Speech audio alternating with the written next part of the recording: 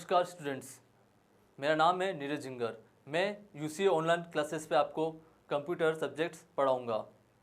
ये उदयपुर के सबसे उत्कृष्ट संस्थानों द्वारा चलाया जा रहा एक आयोजन है जो स्टूडेंट्स को आने वाले एग्ज़ाम्स में या वर्तमान में आने वाले एग्ज़ाम्स में बहुत ही हेल्पफुल होगा। और यहाँ पे हर सब्जेक्ट की एक उत्कृष्ट फैकल्टी को इंट्रोड्यूस किया जा रहा है आपके सामने।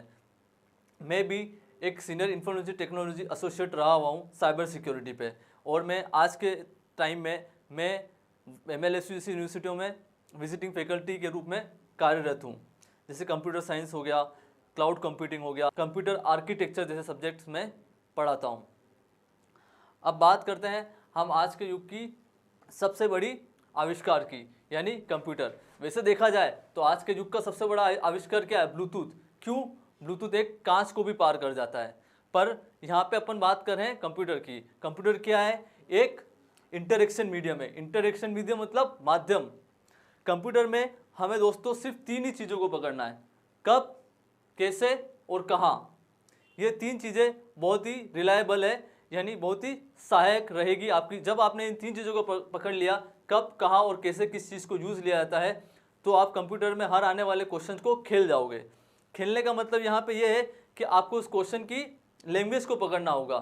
क्योंकि कितनी बार क्या होता है, जैसे विंडोज़ को मिनिमाइज़ कैसे किया जाता है, माइक्रोसॉफ्ट वर्ड में सेंट्रल में लाने के लिए क्या कमांड होती है, तो अपन उन कमांडों में कंफ्यूज हो जाता है। तो अपने को दोस्तों कंफ्यूज नहीं होना है, तो अपन को लयबद्धता के साथ यहाँ पढ़ना है और अपना पूरा ध्यान इस पे लगाना है। और मैं आपको मैक्सिमम सोर्सेस इसी PDF और यहाँ पे पावर पॉइंट के थ्रू आपको प्रोवाइड कराऊंगा। जैसा कि हमने बात किया, कंप्यूटर के आज के टाइम में एक इंटरेक्शन मीडियम है, यानी हम किसी भी चीज़ को एफिशिएंट तरीके से कैसे यूज़ ले सकते हैं। डेटा बोलने में तो बहुत छोटा शब्द है, पर आज के टाइम में आने वाली सब चीज़ें डेटा पे ही आधारित है कि यानी किस जगह आप डेटा को किस तरह से यूज़ करते हैं। जैसे NIRAJ, मेरा नाम नीरज है, ठीक है, तो NI नाम के, नीरज नाम के बंदे कितने भी आ सकते हैं। यही NEE नाम अपन यूज़ में लें तो NEE नीरज नाम से कितने ही बंदे यूज़ में, तो दोनों ही चीज़ें अलग हो गई। पर यहाँ पे मुझको डिफ्रेंशिएट क्या करेगी? मेरी कास्ट। नीरज झिनगर होंगे, नीरज झिनगर भी 10-15 होंगे, पर वो 15 ही होंगे क्योंकि पीछे मेरी कास्ट आ गई है। इस तरह से अपन डेटा को डिफ्रेंशिएट करते हैं। तो यहाँ क्या यूज़ हो रहा? कंप्यूटर की सहायता से ही अपन ने यूज़ लिया।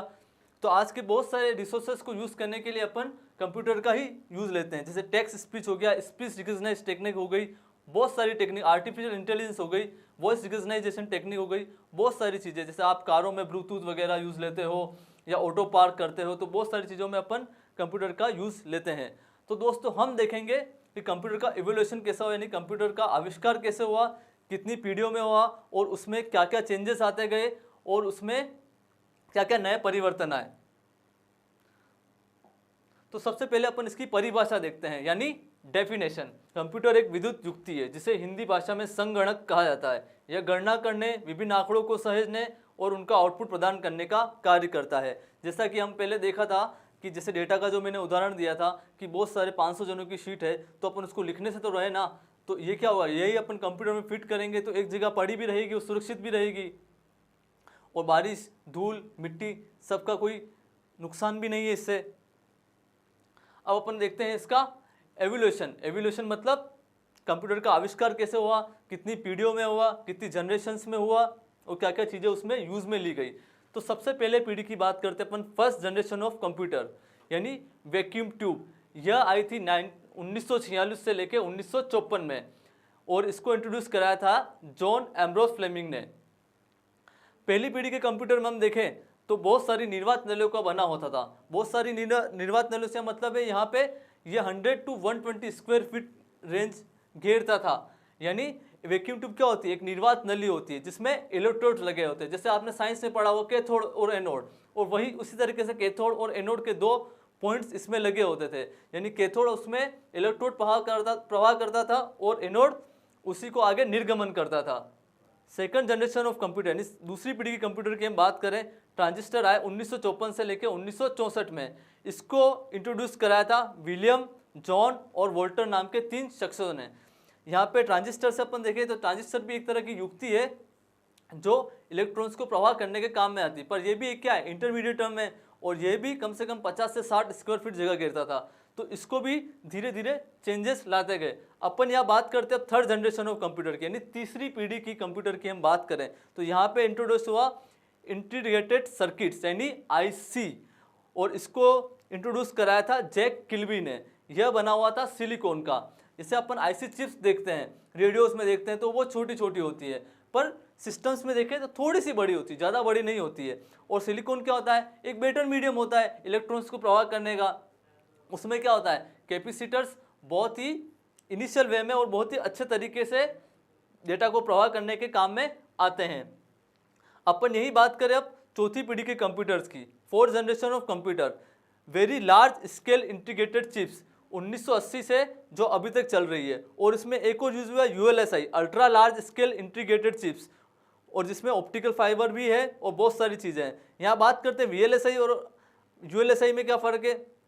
वीएलएसआई में यह फ़र्क है, वेरी लार्ज स्केल यानी इसको बहुत ही बड़े अमाउंट में, यानी कहने का मतलब बहुत ही बड़े अमाउंट में, जहाँ तक हम किसी भी देश के किसी भी कोने पे पहुँच सके और ज़्यादा से ज़्यादा इस पर आविष्कार कर सकें, तो वेरी लार्ज स्केल। और अल्ट्रा में क्या फ़र्क है, अल्ट्रा और वेरी में यही फ़र्क है कि अल्ट्रा लेवल पे यानी हम इसमें और भी आगे आविष्कार करते जाएंगे और वही इसमें जोड़ेंगे। वेरी लार्ज पे बहुत बड़े लेवल पे हो गया, और अल्ट्रा लार्ज स्केल मतलब इसमें कोई भी देश अपनी आविष्कार को इसमें इंट्रोड्यूस करा सकता है। और इसमें जैसे ऑप्टिकल फाइबर, अब ऑप्टिकल फाइबर कराया नरेंद्र सिंह कप ने। ये एक प्रवासी भारतीय थे तो इंडियन ही, पर ये इनके रिसोर्सेज अमेरिका और इस तरफ रहे। और दोस्तों मैं आपको एक बहुत छोटी सी पर बहुत ही ज्ञानवर्धक चीज़ बता रहा हूँ। अगर अपन कंप्यूटर में कभी कोई क्वेश्चन है उसको अगर भूल जाते हैं, उसमें आता है कि ये इसका आविष्कार कहाँ हुआ, तो मैक्सिमम जगह इन पांचों पे सबसे बड़ा आंसर होगा AT&T लैब्स, अमेरिकन लेबोरेटरीज, क्योंकि सी भी वहीं बनी, डेनिस रीच ने भी अपने सारे आविष्कार वहीं किए। तो मैक्सिमम अगर अपन ऐसा नहीं हुआ, अपने ऐसा पढ़ाऊंगा आपको कि ऐसा क्वेश्चंस नहीं भूलने देंगे, पर मैक्सिमम टाइम में क्या होता है अपन कंफ्यूज हो जाते हैं, तो अपन को AT&T लैब के साथ चला था, क्या होता है आपका आंसर सही निकल जाए।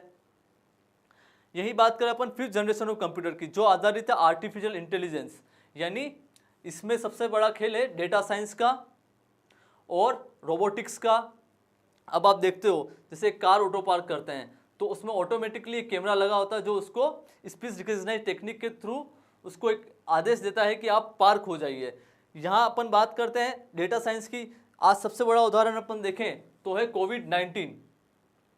कोविड-19 में 3 देशों ने देखो कमाल करके दिखाया है, फ्रांस, स्पेन और चाइना। चाइना को देखो, चाइना ने कितना जल्दी से इसका ग्राफ बढ़ा था, पर उसने अपने डेटा साइंस की टेक्निक के थ्रू हर पर्सन की हर आइडेंटिटी को उसने फोर्स किया और उसने पता लगा कि कौन पर्सन कितने जनों से मिला और उसको आइडेंटिफाई करके लॉकडाउन के थ्रू उसको कंट्रोल कर लिया।